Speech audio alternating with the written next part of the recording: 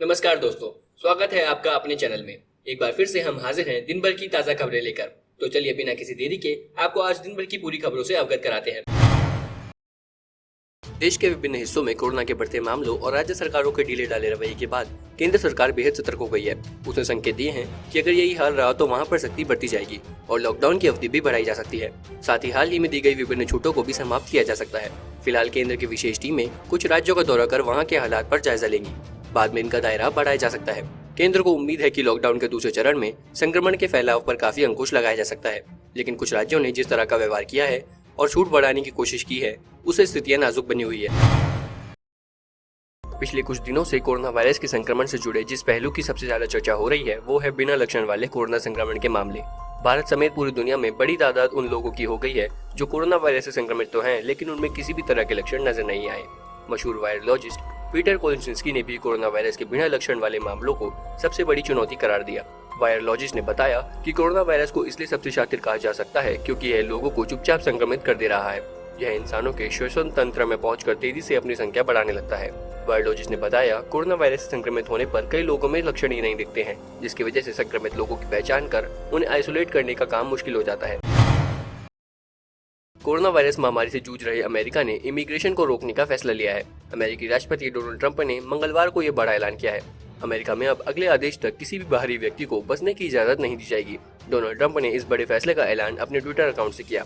Corona virus की वजह से खड़े हुए अर्थव्यवस्था पर संकट को देखते हुए डोनाल्ड ट्रंप ने यह फैसला लिया है। अमेरिकी राष्ट्रपति डोनाल्ड ट्रंप ने मंगलवार सुबह ट्वीट कर ऐलान किया, अदृश्य दुश्मन के हमले की वजह से जो स्थिति पैदा हुई है उसमें हमें हमारे महान अमेरिकी नागरिकों की नौकरी को बचाकर रखना है। इसी को देखते हुए मैं एक ऑर्डर पर साइन कर रहा हूं, जो अमेरिका में बाहरी लोगों के बसने पर रोक लगा देगा। साफ है कि अब अगले आदेश तक कोई भी विदेशी नागरिक अमेरिका का नागरिक नहीं बन पाएगा और न ही इसके लिए अप्लाई कर पाएगा। दुनिया जिस वक्त कोरोना वायरस महामारी के संकट से जूझ रही है, उसी वक्त नॉर्थ कोरिया को लेकर जो खबरें आ रही हैं, उसने हर किसी का ध्यान खींचा है। अमेरिकी मीडिया में लगातार खबरें चल रही हैं कि नॉर्थ कोरिया के supreme leader Kim Jong Un की हालत काफी खराब है और अमेरिकी खुफिया एजेंसियां इस घटनाक्रम पर नजर बनाए हुए हैं। इस सबके बीच नॉर्थ कोरिया के पड़ोसी साउथ कोरिया की ओर से बयान सामने आया है। साउथ कोरिया के राष्ट्रपति कार्यालय के बयान में कहा गया है, साउथ कोरिया अभी किम जोंग उन के स्वास्थ्य को लेकर कोई पुख्ता जानकारी नहीं दे सकता है। अमेरिकी मीडिया में लगातार किम जोंग उन की हालात को लेकर खबरें चल रही हैं। किम जोंग उन की हालत बुरी स्थिति में है। उसने एक सर्जरी करवाई है, जिसके बाद हालात बिगड़ती गई है। ये दावा व्हाइट हाउस के किसी अधिकारी के हवाले से किया है। पूरी दुनिया में कोरोना की शुरुआत चीन से हुई, लेकिन ये चीन में ठीक कैसे और कहां से फैला, इस पर अभी भी सवाल है। हालांकि इस बीच एक नई बात सामने आई है। उसमें चीन के वुहान में मौजूद उस वायरोलॉजी के लैब को ही कोरोना का केंद्र बिंदु माना गया है।